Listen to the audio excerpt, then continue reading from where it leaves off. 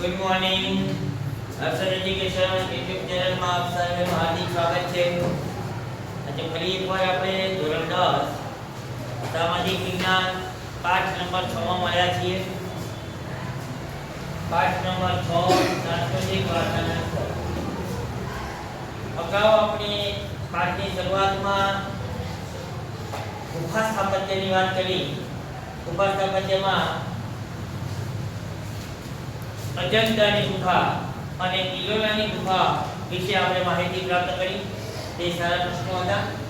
આજે આપણે ગુફા સ્થાપત્યમાં લીલી ગુફા એલિફન્ટાની ગુફાની વાત કરવી અને સાથે સાથે આજે આપણે મહાબલીપુરમ એક ટુકડો એની પર આપણે આજે ચર્ચા કરવાના છીએ. એલિફન્ટાની ગુફાની વાત કરીએ તો એલિફન્ટાની ગુફા, ઇલોરાની ગુફા કે અજંતાની ગુફા ત્રણેય ગુફાઓ આવી છે તો મહારાષ્ટ્રમાં. અજંતાની મહારાષ્ટ્ર ઔરંગાબાદમાં છે, ઇલોરાની પણ મહારાષ્ટ્ર ઔરંગાબાદમાં છે. અને અહીંયા એલિફન્ટાની ગુફા પણ મહારાષ્ટ્રમાં છે. મહારાષ્ટ્ર રાજ્યના મુંબઈ નજીક, એટલે કે મુંબઈથી 5 કિલોમીટર દૂર આ એલિફન્ટાની ગુફાઓ આવેલી છે.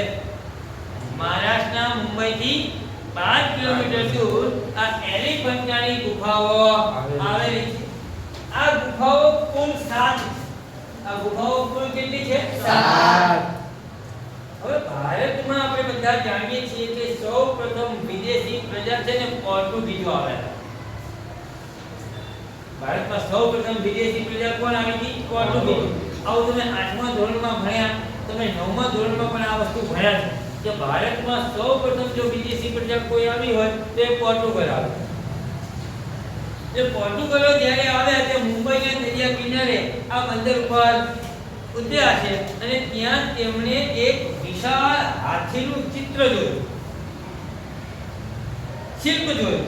વિશાળ પથ્થરમાંથી બનાવેલું, તેમાંથી પથ્થરમાંથી બનાવેલું હાથીનું એક વિશાળ શિલ્પ જોયું. હવે એ તો પોર્ટુગીઝો તો ભારતમાં આવ્યા હતા નવા એમને તો ખબર નથી ને આ વિસ્તાર કયો છે, એનું નામ શું, એમને ખબર નથી કઈ ના. એમણે એ વિસ્તાર એ ગુફાનું નામ આપી દીધું. હાથીનું ચિત્ર જોયું ને, હાથીનું શિલ્પ જોયું એટલે એના ઉપરથી એમણે એનું નામ આપી દીધું એલિફન્ટા, હાથી. ભારતમાં જો ગુજરાતીમાં, હિન્દીમાં આપણે ગુજરાતીમાં હાથી કહીએ તો અંગ્રેજીમાં એને એલિફન્ટ કહેવાય. તો એલિફન્ટ અંગ્રેજી શબ્દ અને એટલે પોર્ટુગીઝોએ એ ગુફાને હાથીનું શિલ્પ જોઈ અને એનું નામ આપી દીધું એલિફન્ટાની ગુફા. આ નામ પોર્ટુગીઝે આપ્યું. કોને આપેલું? પોર્ટુગીઝે અને નામ આપી દીધું. હવે આ એલિફન્ટાની જે ગુફા છે એ ગુફાની અંદર ત્રિમૂર્તિ છે. બ્રહ્મા, વિષ્ણુ અને મહેશની ભવ્યાતિ ભવ્ય ત્રિમૂર્તિ જે એલિફન્ટાની ગુફા છે, જેમાં બ્રહ્મા, વિષ્ણુ અને મહેશ ત્રણેયની મૂર્તિ છે. એવી મૂર્તિ અહીંયા એલિફન્ટાની ગુફામાં છે. એ ગુફા નંબર 1 માં. કઈ ગુફા નંબર 1 માં આપણે કાલ જોયું ઇલોરાની ગુફામાં કે ભાઈ ગુફા નંબર 16 એમાં કયું મંદિર હતું? કૈલાસ મંદિર હતું ને. ઇલોરાની ગુફામાં હિન્દુ ધર્મની ગુફા અને એમાં 16 નંબરની ગુફા અને એમાં કૈલાસ મંદિર હતું. એમ એલિફન્ટાની ગુફા અને એમાં ગુફા નંબર 1 માં ત્રિમૂર્તિ બ્રહ્મા, વિષ્ણુ અને મહેશ એવી ત્રિમૂર્તિ ગુફા નંબર 1 માં આપવામાં આવી છે. આ એલિફન્ટાની ગુફાને યુનેસ્કોએ 1987 માં વૈશ્વિક વારસાના સ્થળ તરીકે જાહેર કર્યું. યુનેસ્કોએ 1987 માં એલિફન્ટાની ગુફાને વૈશ્વિક વારસાના સ્થળ તરીકે જાહેર કર્યું. ત્યાંના જે સ્થાનિક લોકો છે, માછીમારો, મુંબઈ દરિયા કિનારાના સ્થાનિક લોકો માછીમારો એને ધારાભૂમિ પર કહે છે. શું કહે છે એને? ધારાભૂમિ. પોર્ટુગીઝ એલિફન્ટાની ગુફા નામ આપે એટલે આપણે બધા એને એલિફન્ટાના નામથી જ ઓળખીએ છીએ. પણ ત્યાંના જે સ્થાનિક લોકો છે એ કયા નામથી ઓળખે છે? ધારાભૂમિના નામથી. સ્થાનિક લોકો કયા નામથી ઓળખે છે? ધારાભૂમિના નામથી સ્થાનિક લોકો એને ઓળખે છે. અહીંયા તમારી ગુફા સ્થાપત્ય પૂરું. અજંતા, ઇલોરા અને એલિફન્ટ. અજંતા, ઇલોરા અને એલિફન્ટ ત્રણ ગુફા સ્થાપત્ય પૂરું થયું. ખાલી આપણે એક મૌખિક માહિતી કે ભાઈ અજંતાની ટોટલ ગુફા કેટલી હતી? ઇલોરાની 34 અને એલિફન્ટાની 7. એક એમસીક્યુ તો આપણો ક્લિયર થાય કે ત્રણેય ગુફા તો અજંતાની ગુફા હતી 29, ઇલોરાની હતી 34 અને એલિફન્ટાની હતી 7. ઓકે, આ એક આપણો એમસીક્યુ ક્લિયર થાય ગુફા સ્થાપત્યનો. કઈ ગુફા કેટલી હતી એ પણ આપણે ખબર હોવી જોઈએ. ત્રણેય ગુફાની એક જ વસ્તુ છે કે મહારાષ્ટ્રમાં આવી છે, એ ફિક્સ છે. એ મહારાષ્ટ્રમાં આવી છે, એ ફિક્સ વસ્તુ છે. એ ગુફા સ્થાપત્ય પૂરું કરતા આપણે આગળ સાંસ્કૃતિક વારસાના સ્થળ તરીકે આપણે હવે ચર્ચા કરીશું મહાબલીપુરમ. મહાબલીપુરમની ચર્ચા આપણે કરીએ. એલિફન્ટાની ગુફાઓ જોયા પછી આજે આપણે આગળ મહાબલીપુરમની ચર્ચા કરીએ. તો મહાબલીપુરમ પર પરીક્ષા માટે મોસ્ટ પ્રશ્ન છે, તો ત્રણ છે, 3 ગુણમાં પૂછાય એ એકદમ સહેલી. દરેક વિદ્યાર્થીનું ધ્યાન અહીંયા. મોઢું બંધ, આંખો, મગજ અને કાન ખુલ્લા, એકદમ ટકા બેસી અને આપણે હવે મહાબલીપુરમ તરફ આગળ વધીએ. તો મહાબલીપુરમ તમિલનાડુ રાજ્યના ચેન્નાઈથી 60 કિલોમીટર દૂર આવેલ છે. મહાબલીપુરમ તમિલનાડુ રાજ્યના ચેન્નાઈથી 60 કિલોમીટર દૂર, એટલે કે દક્ષિણ ભારતમાં. દક્ષિણ ભારતના પલ્લવ વંશના રાજવી નરસિંહવર્મન પ્રથમે પ્રથમ દક્ષિણ ભારતનો પલ્લવ રાજા, કયો રાજા? પલ્લવ રાજા. દક્ષિણ ભારતના પલ્લવ રાજા નરસિંહવર્મન પ્રથમ અને એનું ઉપનામ હતું મહામલ્લ. ઉપનામ હતું એનું મહામલ્લ. ટૂંકમાં મહાબલીપુરમ તમિલનાડુ રાજ્યના ચેન્નાઈથી 60 કિલોમીટર દૂર આવે. દક્ષિણ ભારતનો કયો રાજા? પલ્લવ રાજા. પલ્લવ રાજા નામ શું હતું? નરસિંહવર્મન પ્રથમ. બોલો, એના રાજા નામ શું હતું? મહાબલીપુરમ તો તમિલનાડુ રાજ્યના ચેન્નાઈથી 60 કિલોમીટર દૂર આવેલું છે. દક્ષિણ ભારતનો કયો રાજા?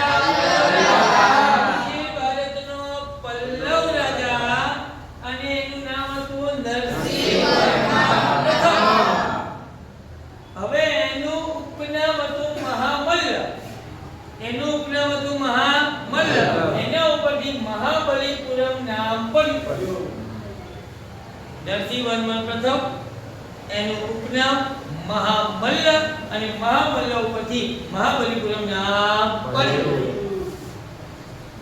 અહીં નરસિંહવર્મન પ્રથમે કુલ 7 રથ મંદિરો બનાવ્યા હતા. કેટલા રથ મંદિર બનાવ્યા હતા?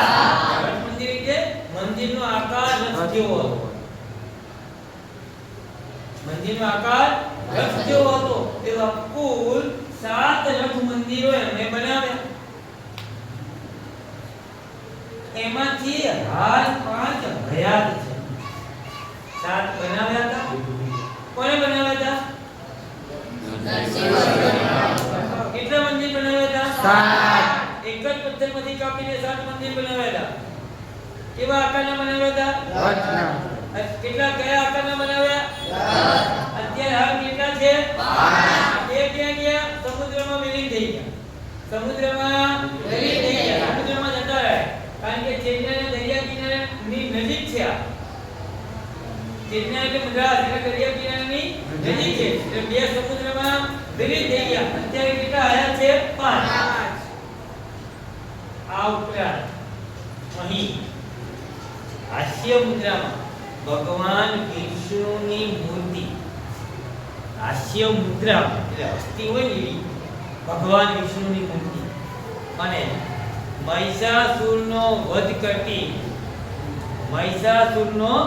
વધ કરતી દુર્ગા દેવીની મૂર્તિ જોવા લાયક છે. બલિપુત્ર જોવા લાયક છે.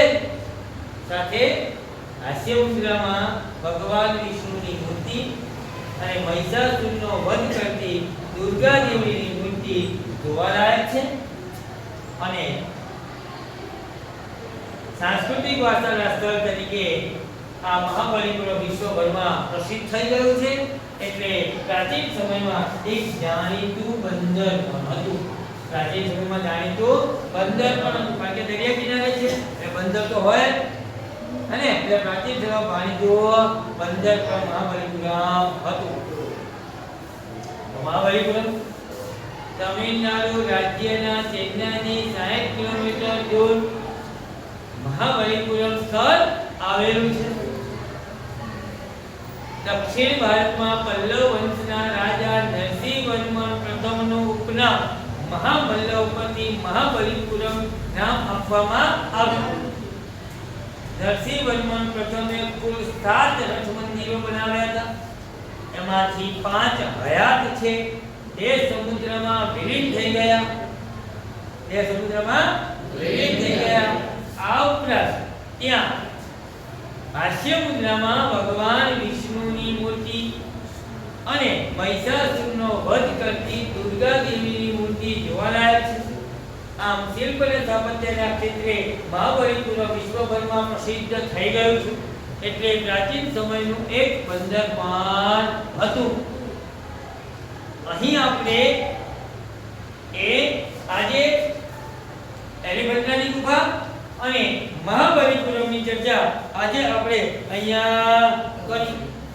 એ પછી આજે આપણે વધારાના ટોપિકની ચર્ચા કરીએ તો પટ્ટદકલ.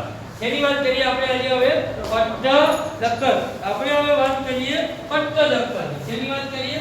પટ્ટદકલ.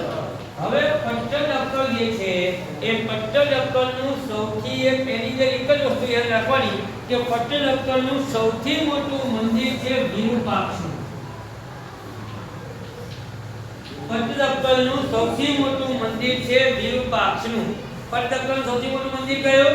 વિરૂપાક્ષ. પટ્ટદકલનું સૌથી મોટું મંદિર કયું છે? વિરૂપાક્ષ. તે પટ્ટદકલ જે છે એ કર્ણાટક રાજ્યના બદામીથી 16 કિલોમીટર દૂર છે. ત્યાંથી કર્ણાટક રાજ્ય અને કર્ણાટક રાજ્યના બદામીથી 16 કિમી દૂર. એટલે કર્ણાટક એટલે પણ દક્ષિણ ભારત, ચેન્નાઈ એટલે પણ દક્ષિણ ભારત, મહાબલીપુરમ એ પણ દક્ષિણ ભારતમાં, પટ્ટદકલ એ પણ દક્ષિણ ભારતમાં. એટલે કર્ણાટક રાજ્યના બદામીથી 16 કિલોમીટર દૂર પટ્ટદકલ આવેલો છે.